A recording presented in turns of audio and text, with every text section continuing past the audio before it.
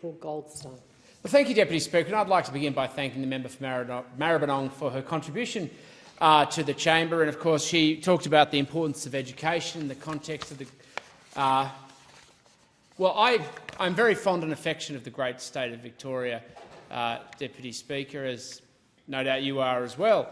But I'm also not going to pretend that it's not spluttering at the moment under the demise of a terrible state Labor government. But one of the great traditions of the great state of Victoria is, of course, the long legacy and commitment and responsibility it has had around lifting the standards of the whole of the nation in the context of education. And the member made reference to, of course, the legacy of education in the great state. But what she omitted was the important origin of that legacy. And, of course, universal education, primary education, was one of the great achievements and liberal achievements of Liberals in the Victorian tradition, and something we're very proud of. It's something we believe in fundamentally, and it's something we will continue to believe in. And it has been part of the legacy, the Liberal legacy, not just for Victoria but for Australia in primary education and secondary education, the role of keeping education choice a central pillar of a pluralistic society. There are so many people on the other side of this chamber who believe in conformity, the idea that there's only one size fits all in education, where everybody must go as a state automaton to a state education system to be composed and have one form of curricula that tells everybody how to educate and learn, because it enables them to have their form of control over how people develop and grow. Some of us believe in pluralism, some of us believe in choice, some of us believe in diversity, not just in the colour of our skin or how we choose to live our lives, but in opinion as well.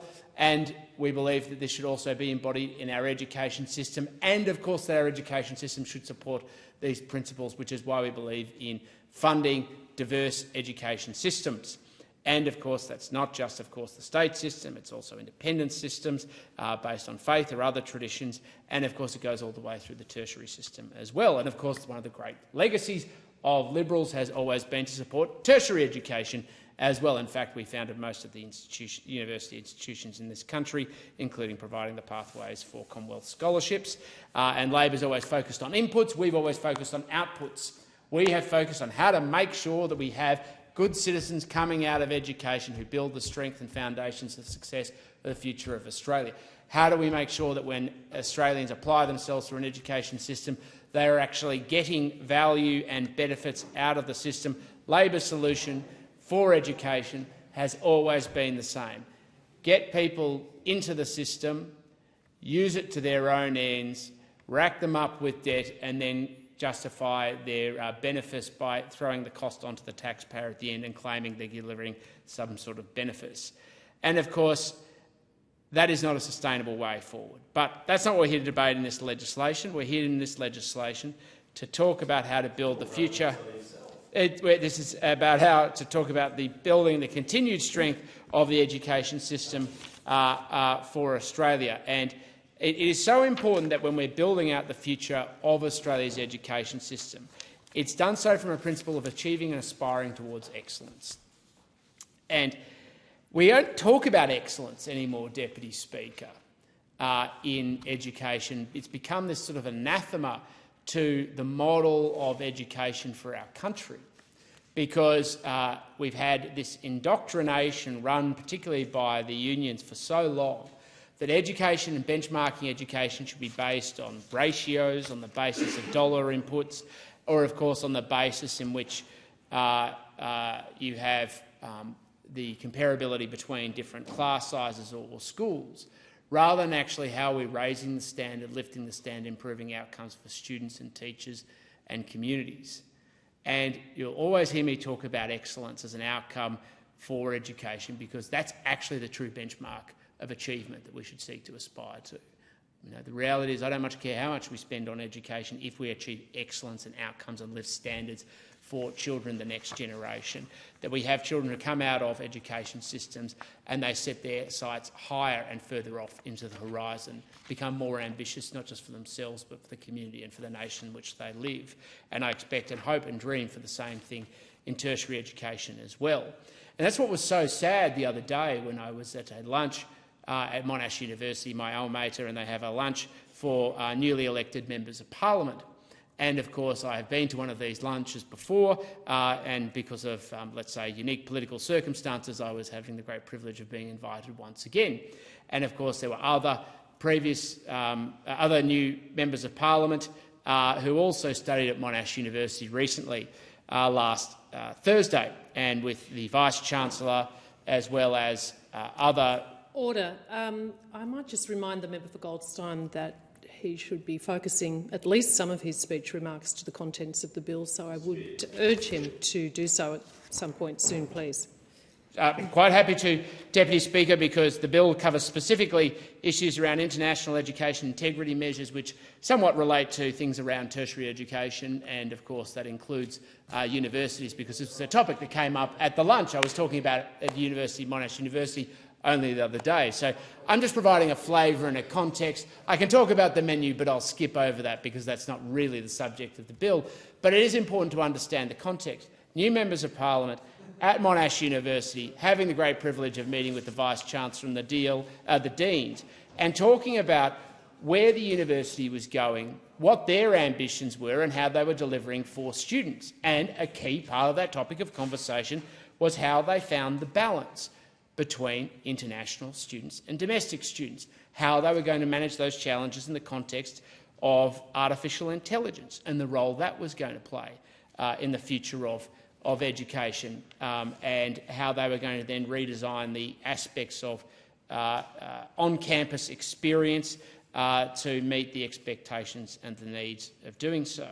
And the interesting thing in the conversation, when we're talking about those balances and those tensions that now exist with tertiary education, and whether people were going to continue to pursue the choice of tertiary education because they saw value, they saw integrity, they saw quality as an outcome as a trade-off for education debt, is how many a big question about whether that still is part of the ledger and the aspiration. But one of the things that was so frustrating from the university standpoint, the message was given to us to sing it loud and clear, is how frustrating the university is finding it, not getting signals from government around how they wanted to invest in the future programs that would build the contribution of a university to the future development of the state and the country. And how, if they got those signals from the state and the federal government, how important that would be for them to invest in being able to deliver for the capacity of higher education and, of course, research, and then being able to build out the skills capacity for Australians. And that is why this conversation is so essential, is because universities, skills-based research institutions play such a critical role in the lifeblood of our society, our communities, but more importantly for skilling up the next generation of Australians to be active contributors to our community, but of course participants in our economy. But what so often we find is there's a misalignment or a misdirection, and we're seeing in particular at the moment from the current government, where they're not giving the signals the market needs to give clarity about what the skills people need to be able to be full participants in the economy. And I think increasingly we're going to pay a very big price around that. And it's not just about the market signals, it's also, of course, about making sure that quality and standards are maintained so that we can do so to provide the skills into the economy. So I know this legislation deals with the number of places we're provided for Indigenous medical students. Of course, that's an enormously important part of primary care services provided particularly for the unique challenges faced for Indigenous communities, and we hope that those who are trained as medical practitioners from Indigenous communities obviously provide support services to the whole of the Australian community, but also find ways to help assist the unique challenges that are faced there. But we also want to make sure that those people who study at other tertiary institutions go on and provide the services they need to the Australian community to be able to become full market participants and then be able to invest in the future of the country. But as I said, at this lunch at Monash University, there was a very critical assessment of the federal and state government and whether they were achieving that. In fact, it was quite the reverse, particularly in discussions around defence technology, and that they had major multinational companies who were desperate for signals from government about whether they should be investing in the technology with partners like Monash University, and it was coming up short. So I just say to, and I said this to all of the Labor members who were present, how important it is and the responsibility they hold on behalf of the people of Victoria, that if you are to be a member of this parliament, that yes, of course, you're a representative of your community, yes, you're a representative of your party, yes, you're a representative of your state, but more importantly, you're a representative to grow the whole of the nation. And education plays a very important part of that, and making sure education institutions fulfil that responsibility as part of filling out the whole responsibility of the country, the stronger we will be, and we need those at our institutions in Victoria, including Monash University, which of course was a university founded by the late great Sir Robert Menzies as part of the program post the Second World War.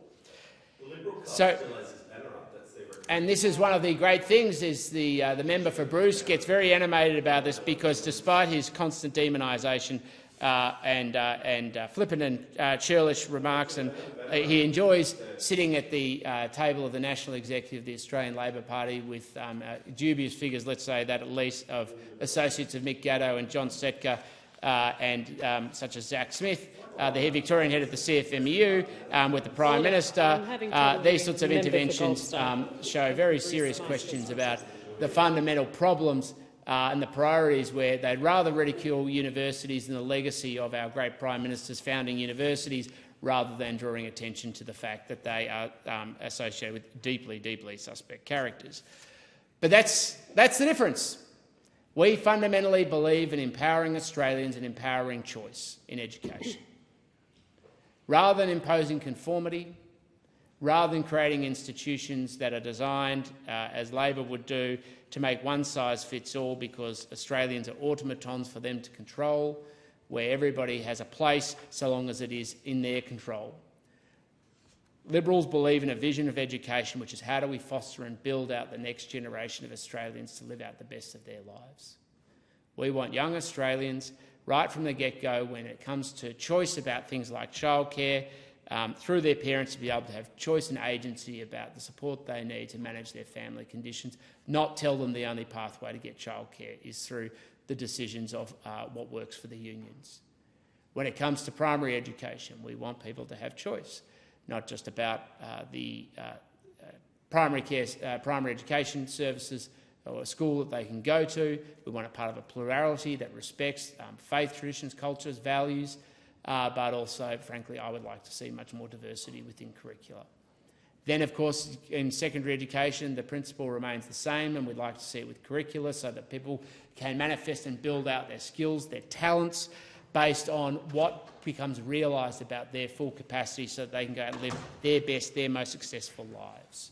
If it gets to the tertiary level and people decide to continue on their tertiary education, that they then have choice, whether it's through TAFE, skill pathways, or university, or any other form of executive education, Australia or abroad.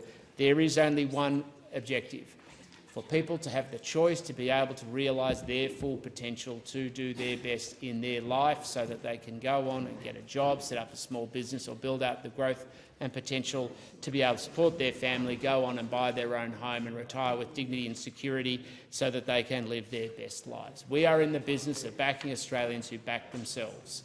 That is the Liberal way. Education is central to that vision and that objective, and we will not retreat from it one iota. And so whether it's making sure that we have TESCA requirements in line, whether it's around international education integrity measures, whether it is in the context of making sure that we have the right subsidy arrangements, whether it's about making sure we back Indigenous Australians, particularly in the medical practices, to be able to get the education they need to provide the education support services that are so desperately required. Whatever pathway it is, we want to set Australians up for their best success so long as they back themselves. We want reward for hard work, saving, sacrifice and effort. We want to build the institutions that empower Australians to live out their best lives. We want choice, freedom and opportunity.